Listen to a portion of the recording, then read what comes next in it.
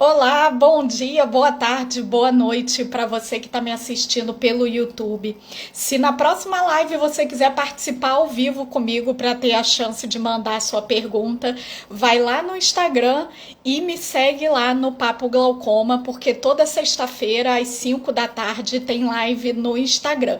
Pessoal do Instagram que já está chegando por aqui, sejam muito bem-vindos.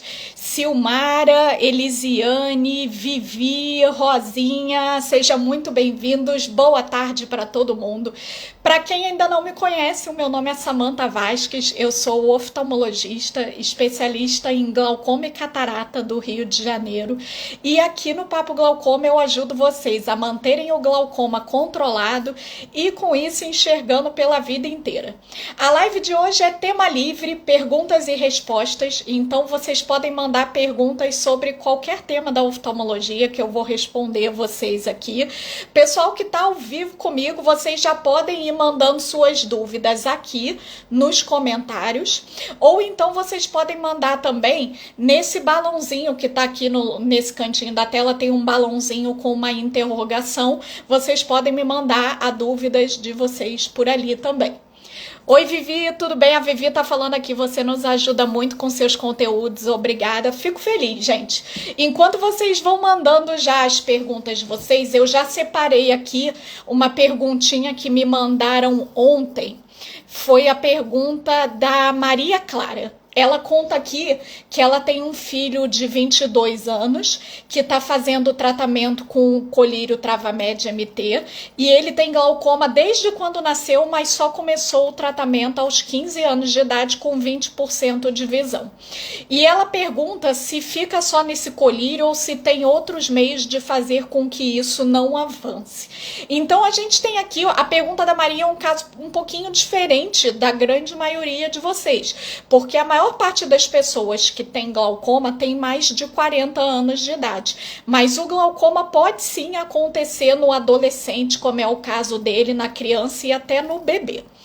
Um ponto importante é que eu sempre recomendo para todo mundo que é muito jovem, e quando eu falo muito jovem para glaucoma, a gente considera aí até uns 50 anos de idade mais ou menos. Todo mundo que tem glaucoma e é muito jovem, eu recomendo fortemente que vocês façam o acompanhamento e o tratamento de vocês, não com qualquer oftalmologista, mas com um oftalmologista que seja especialista em glaucoma. Tá?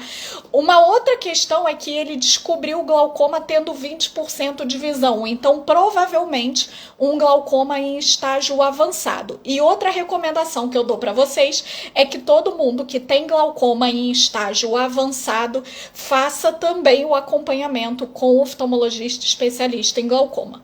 Mas a pergunta dela foi: fica só nesse colírio ou tem outros meios de fazer com que um glaucoma avançado não avance mais ainda?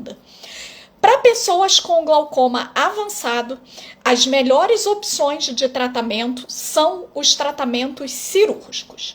A gente tem uma série de estudos que mostram que quando a gente tem dois pacientes com glaucoma avançado, sendo que um trata com colírio e o outro faz cirurgia, o paciente que faz cirurgia, ele preserva melhor a visão do que o paciente que trata com colírio. Tá?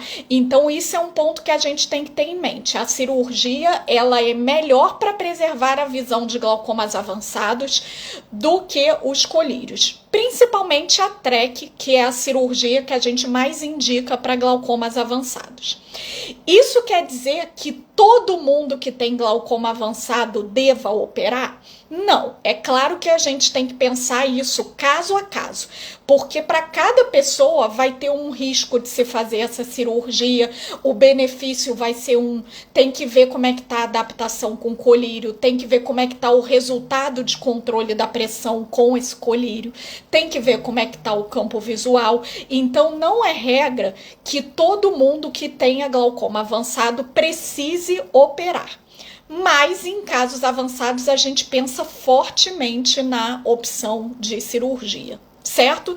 Então glaucomas avançados podem tratar com colírio? Podem, mas a tendência é a gente pensar mais em operar um glaucoma avançado, pensando principalmente no benefício de longo prazo dessa cirurgia.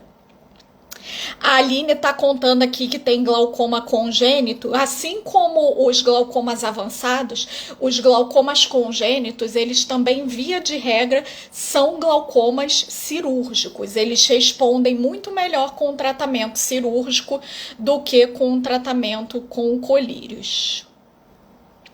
O Augusto Sônia, na verdade não sei se é o Augusto, não sei se é a Sônia, perguntou aqui.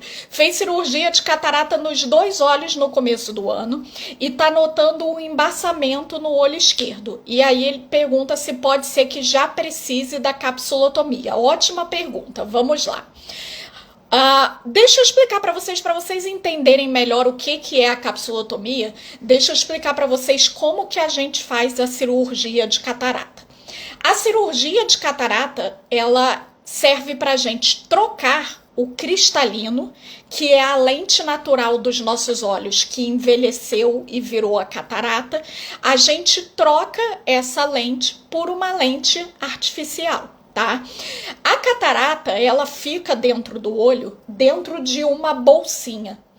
E aí, o que a gente faz? A gente abre essa bolsinha por cima, tira a catarata lá de dentro, mas a gente não tira a bolsinha fica. Por quê?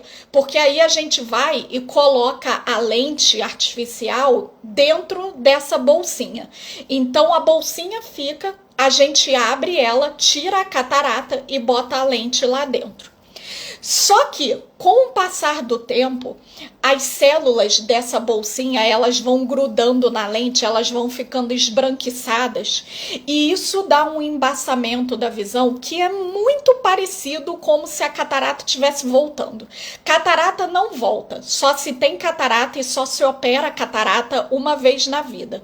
Mas quando essa bolsinha fica opaca, parece que é a catarata voltando, a visão embaça também. E aí, o que a gente faz? A gente faz um procedimento a laser no consultório mesmo, não é uma outra cirurgia.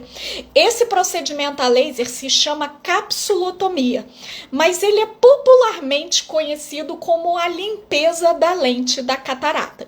Então, todo mundo que opera a catarata tem grandes chances de passar por esse procedimento. Tem pessoas que operam a catarata e demora anos para precisar da limpeza, e tem pessoas que, às vezes, um mês depois da cirurgia já estão precisando de limpar. Então isso varia muito de cada pessoa.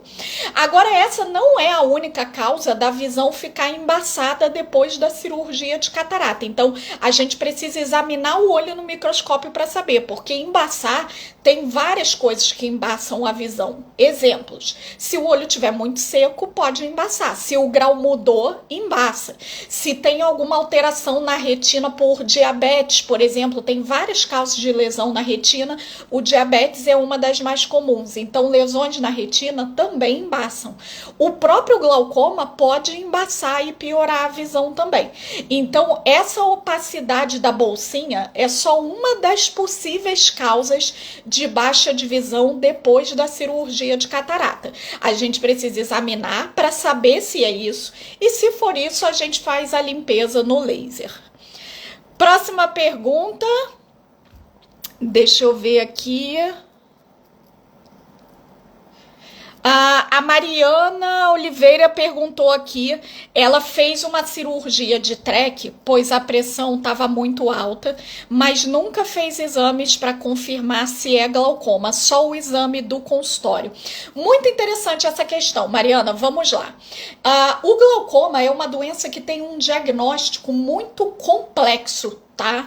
Então não tem uma regra de se dizer assim, ó, é esse exame aqui XYZ que dá o diagnóstico de glaucoma. Não, a gente junta um conjunto de informações. Na consulta, a gente já tem um bocado dessas informações. A gente já sabe a pressão ocular e a gente já vê o aspecto do nervo óptico no fundo de olho. Tem casos em que só isso já é suficiente para a gente dar um diagnóstico de glaucoma. É claro que isso não quer dizer que não precise fazer os outros exames. Os outros exames, eles dão informações essenciais e todo mundo precisa fazer. Gonioscopia, paquimetria, campo visual, retinografia e OCT de nervo óptico. São exames obrigatórios para todo mundo que tem glaucoma. Mas não necessariamente a gente precisa deles para dar o diagnóstico. A gente pode dar o diagnóstico em alguns casos somente com a consulta e usar esses exames para o acompanhamento. Tá? Então, tem casos em que o quadro é tão grave e a cirurgia é tão urgente que a gente prefere primeiro já deu o diagnóstico na consulta, já corre, já trata, depois, quando a coisa estiver mais calma e mais resolvida, aí sim a gente começa a fazer esses exames. Eu já fiz muito isso, principalmente com pacientes do SUS. Por quê? No SUS, quando a gente pede um exame, às vezes demora assim 3 meses, 6 meses para o paciente fazer aquele exame. Então, se é um caso que eu vejo que é urgente, eu não posso ficar 6 meses esperando um exame. Aí a gente corre para tratar e deixa o exame para depois, tá? Agora, isso é feito em casos em que o diagnóstico de glaucoma já é evidente e a cirurgia é uma urgência. Se não tem urgência, se não é assim uma emergência, aí a gente inverte, aí a gente primeiro faz os exames para depois começar o tratamento. Tá bom, Mariana? Vamos lá para a próxima pergunta. A Benedita tá contando aqui que queria ser minha paciente porque eu explico muito bem, pena que ela mora em São Paulo. Não seja por isso, eu atendo por telemedicina também. Então, quem é de outros estados que não é daqui do Rio, pode mandar mensagem lá no consultório, que as meninas que trabalham comigo, a Carol e a Jennifer, elas explicam como que funciona essa consulta de telemedicina. A próxima dúvida, deixa eu ver aqui. Ih, gente, peraí que tá travando aqui para eu ver os comentários. Voltou. Ju Santos, sobre verificar a pressão com o soprinho, é confiável? Não. Pronto, essa foi rápido. Não, brincadeira, eu vou explicar melhor. O exame de soprinho, ele só serve para quem não tem glaucoma. Tá? Então a pessoa não tem nada, foi lá no oftalmologista só para fazer um óculos, exame de rotina. Todo exame oftalmológico de rotina inclui a medida da pressão ocular, é obrigatório. Entrou no oftalmologista, vai medir a pressão. Se a pessoa não tem doença nenhuma dos olhos, a gente pode medir nesse soprinho.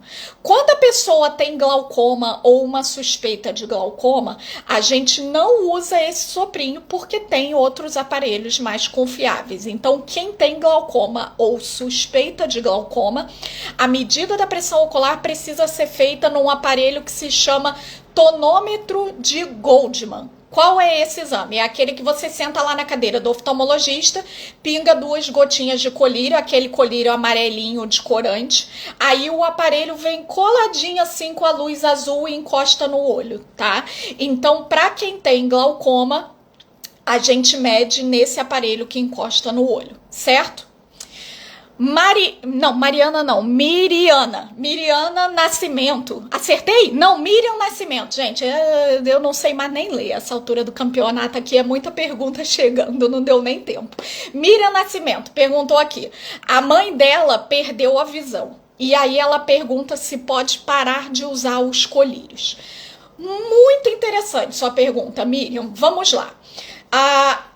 Quando a pessoa não tem mais nadinha de visão, que não percebe nem se tá claro ou escuro, então a pessoa nem sabe se tá de dia ou se tá de noite. Nesse caso, o objetivo do tratamento do glaucoma muda.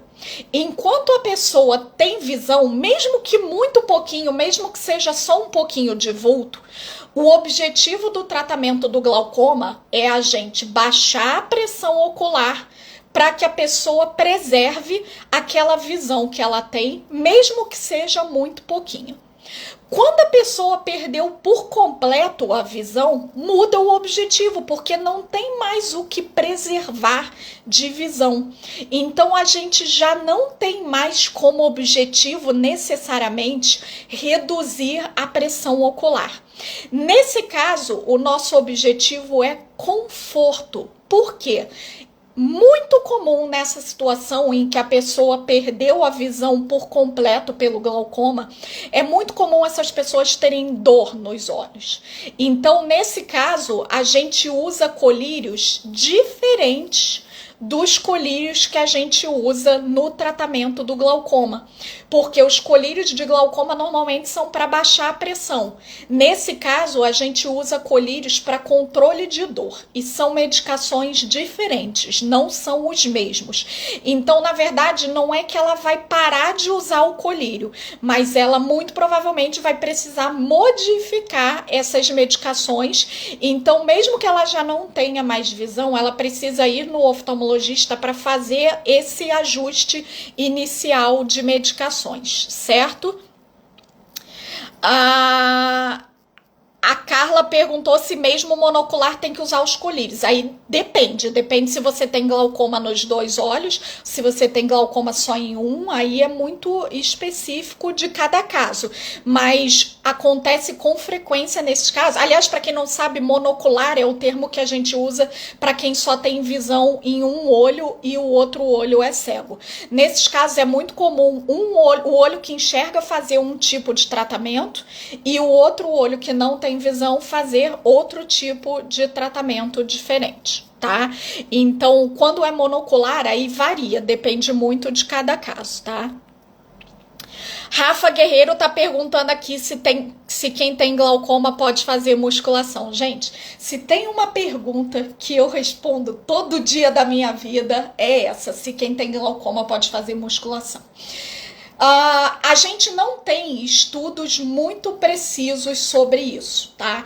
A gente sabe que quando a gente faz musculação, a gente gera um pequeno pico de pressão ocular na primeira hora ali depois do exercício. Mas a gente não tem nada que comprove que isso é prejudicial para o glaucoma.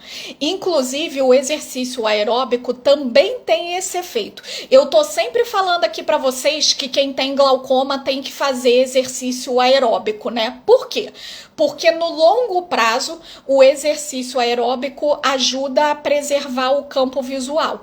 Mas na primeira hora ele também aumenta a pressão.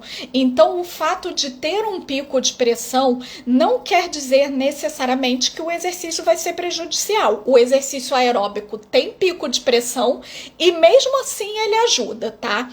Só que para musculação a gente não tem estudos sobre esse longo prazo de acompanhar o campo visual e ver se vai fazer diferença ou não.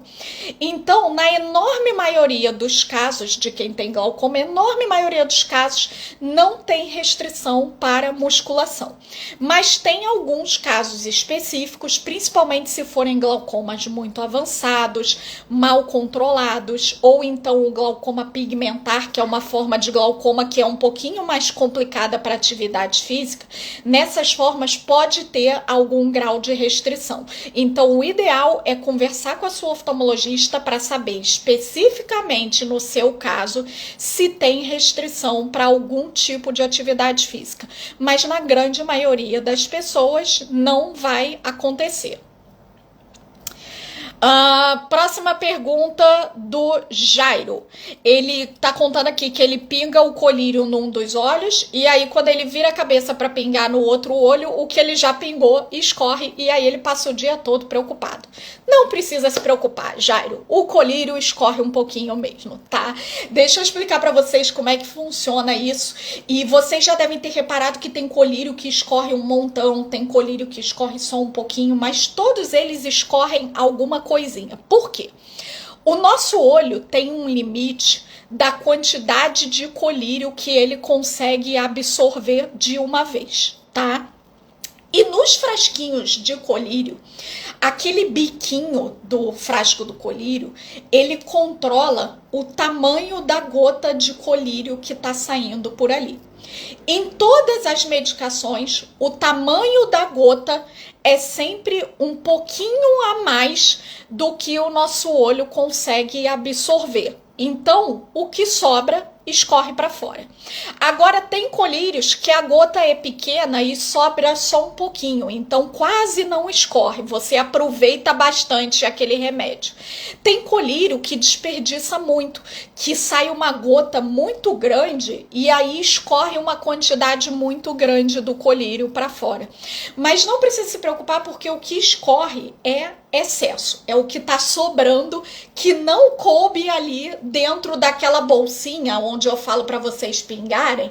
Então, o que escorre é o que não coube dentro da bolsinha, tá? Então, não precisa se preocupar de escorrer.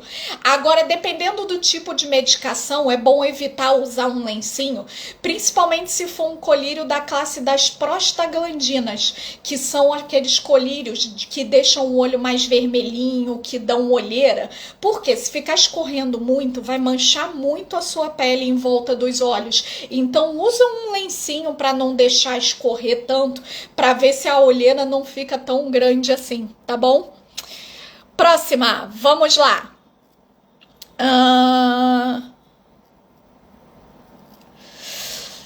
Agria Lúcia tá contando aqui. Tem glaucoma neovascular, sente dor. E aí o médico passou para fazer ciclofotocoagulação. E aí ela pergunta se é necessário fazer e, se não fizer, quais são os riscos. Bom, vamos lá, Lúcia. A necessidade de fazer ou não é muito específica do seu caso, tá? Isso vai depender muito se nesse olho que tem o glaucoma neovascular, se você tá enxergando ou se ele tá passando esse procedimento só mesmo para controle de dor e não para controle de visão. Se esse olho tem visão e o procedimento tem o objetivo, além de aliviar a dor, de manter a visão também, nesse caso não tem muita escapatória, porque se não fizer, vai perder a visão, tá? Agora, se não tem visão nesse olho e a ciclofotocoagulação foi indicada só para controle de dor, aí depende de quanto que essa dor te incomoda, se já testou outros tratamentos. Em geral, tratamentos para dor em olho que não tem visão, a gente começa com colírios. Se os colírios não resolvem, a gente parte ou para o laser de ciclofotocoagulação ou para injeção. Se não resolve, em último caso, a opção que tem é a cirurgia de retirada do globo ocular, mas não é comum ser necessário isso, porque a gente tem muitas opções de tratamento preservando o olho, tá? Então, a indicação de um procedimento é sempre muito específica das necessidades de cada paciente. Não tem uma regra em que assim, todo mundo que tem isso tem que fazer o procedimento tal. Não. Tudo na medicina é muito personalizado, é muito individualizado para a necessidade de cada paciente. E aproveitando que a Lúcia perguntou sobre glaucoma neovascular, para quem não conhece, o glaucoma neovascular é uma das formas mais graves, mais agressivas de glaucoma que tem. É o glaucoma que é decorrente das alterações na retina pelo diabetes e pelas tromboses na retina. Então, são quadros muito complexos que geralmente precisam de um acompanhamento, tanto com um especialista em retina quanto com um especialista em glaucoma. Temos tempo ainda para mais dúvidas. Deixa eu ver quem mais falou aqui. Meu padrinho tá mandando eu beber água aqui, realmente, tá certo. Não bebi água até agora nessa live.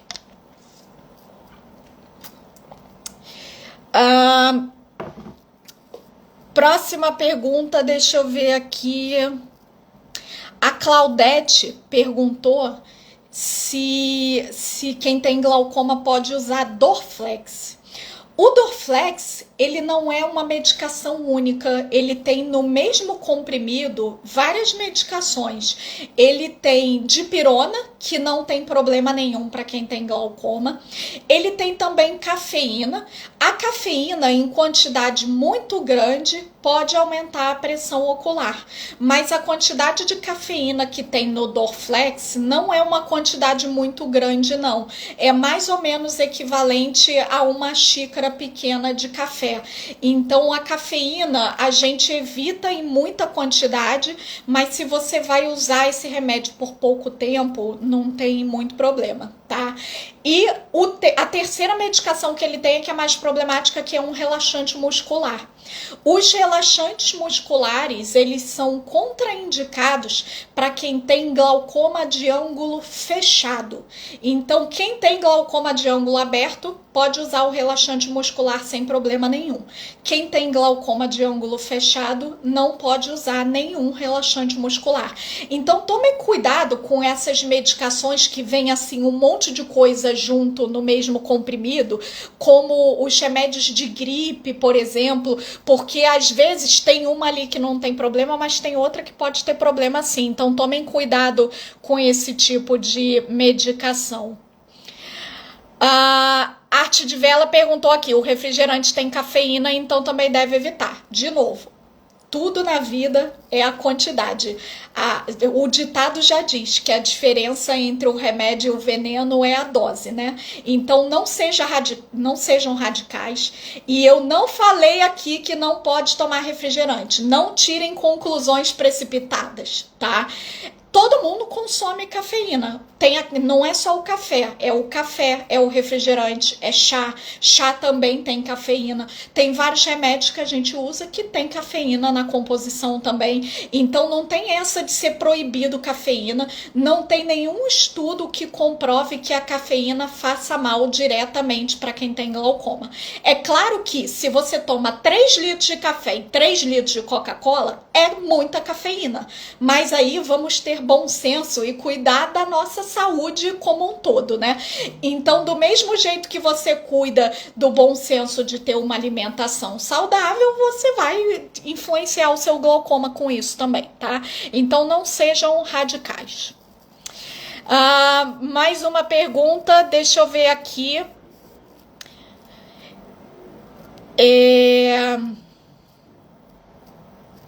A Cris perguntou aqui. Que tema legal, acho que eu nunca falei sobre isso. Vamos lá, Cris Buffoni.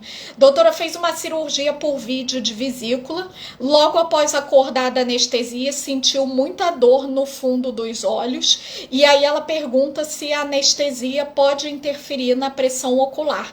Uma pergunta muito interessante. E a verdade é que a maioria das medicações anestésicas, até enrolei aqui, anestésicas.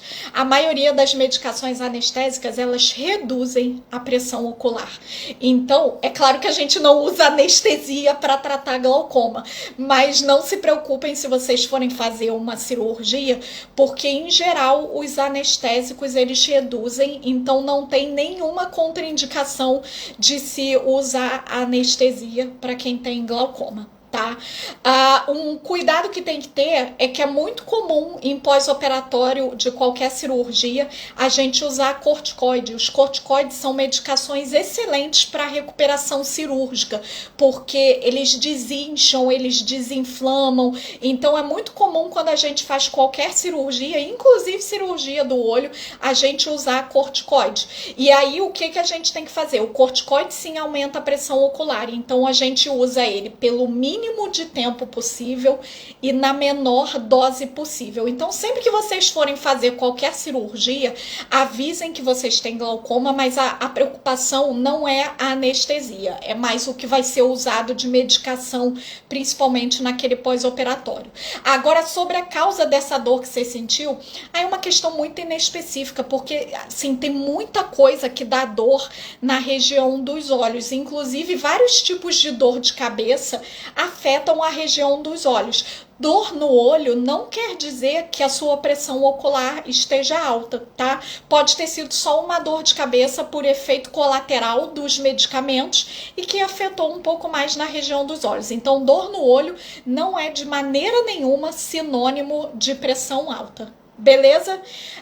Tá acabando nosso tempo, mas eu ainda vou escolher mais alguma pergunta aqui para responder. Deixa eu ver aqui. Coelho Osana fez cirurgia de catarata, colocou lente tórica e aí ela quer saber se ela tá no caminho certo. Ela disse que na visão para perto precisa de óculos, para longe tá meio embaçada. Vamos lá. Vamos falar um pouquinho então sobre escolha de lente na cirurgia de catarata para quem tem glaucoma. Eu vou falar especificamente para quem tem glaucoma, tá? Gente, escolha de lente para cirurgia é uma coisa extremamente individual de cada pessoa. Então, é muito comum as pessoas pensarem assim: eu quero a lente mais cara de todas porque vai ser a melhor. Não necessariamente, tá? Ou então pensar assim: a minha irmã colocou essa lente aqui, ela tá enxergando tudo, então eu quero botar a mesma. Não necessariamente isso funciona. A escolha da lente é muito individual de cada pessoa. Por quê? Porque ela leva em conta características dos seus olhos e ela leva em conta também características da sua rotina. Quando eu estou fazendo um pré-operatório de um paciente, eu tenho uma consulta de 1 hora de duração para eu conversar com esse paciente e entender qual é a necessidade e qual lente que eu vou escolher. Então, eu não posso colocar num piloto de avião a mesma lente que eu vou colocar num relojoeiro. São necessidades muito diferentes. Vocês percebem a diferença? O piloto de avião, ele precisa de uma visão ampla, ele precisa de uma visão que tenha focos diferentes, porque ele tem que focar no painel a uma distância, num outro instrumento que está a outra distância, ele precisa então de versatilidade de foco. O relojoeiro não, ele precisa de uma nitidez extrema para perto, mas ele não precisa de uma qualidade de visão tão boa para longe assim. Talvez ele use uma lupa e aí eu vou ter que ajustar o foco da minha lente para ficar legal com aquela lupa.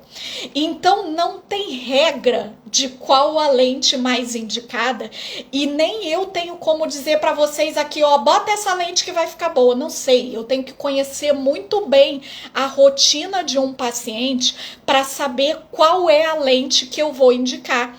E mesmo conhecendo tudo isso, é comum a gente ter mais de uma opção e aí eu tenho que explicar para o paciente as vantagens e desvantagens de cada uma para que a gente possa escolher, tá?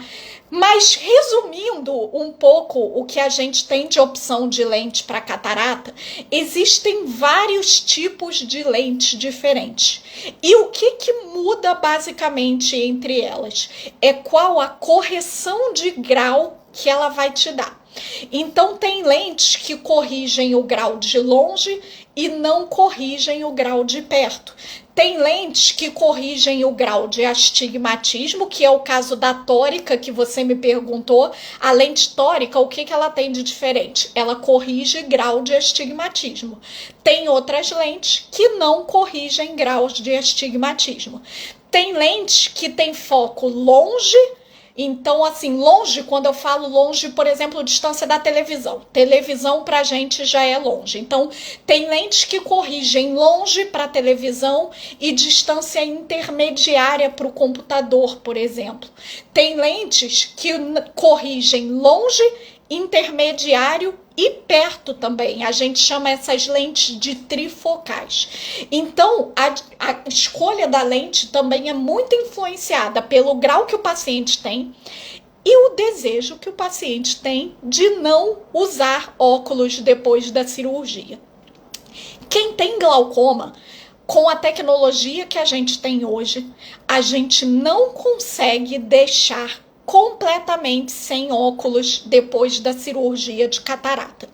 Quase sempre, até tem pacientes que ficam, mas que quando vai ler uma bula de remédio tem que dar uma forçadinha. tá? Então é muito difícil para um paciente que tem glaucoma a gente deixar totalmente sem óculos depois da cirurgia. Pode acontecer.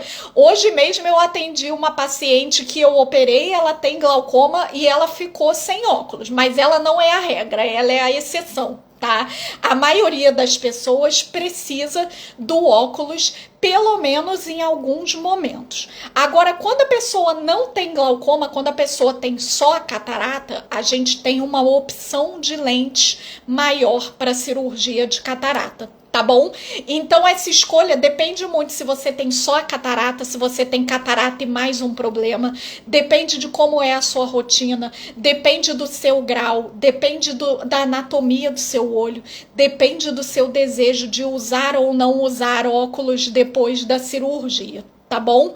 Então, pessoal, tudo isso é muito individualizado. Quando vocês vão fazer qualquer cirurgia, tem que ter uma preparação pré-operatória muito bem feita. Não pode ser uma consultinha de 5 minutos para isso. É uma escolha extremamente complexa e o paciente precisa estar ciente dessas informações para participar junto com o oftalmologista nessa escolha da melhor lente.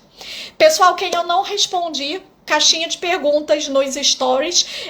Eu sei que eu prometi abrir a caixinha mais vezes e não tô fazendo, mas eu juro que essa semana eu vou tentar abrir pelo menos 2 dias de caixinha de perguntas nos stories, porque eu nunca consigo responder todo mundo que manda pergunta, né?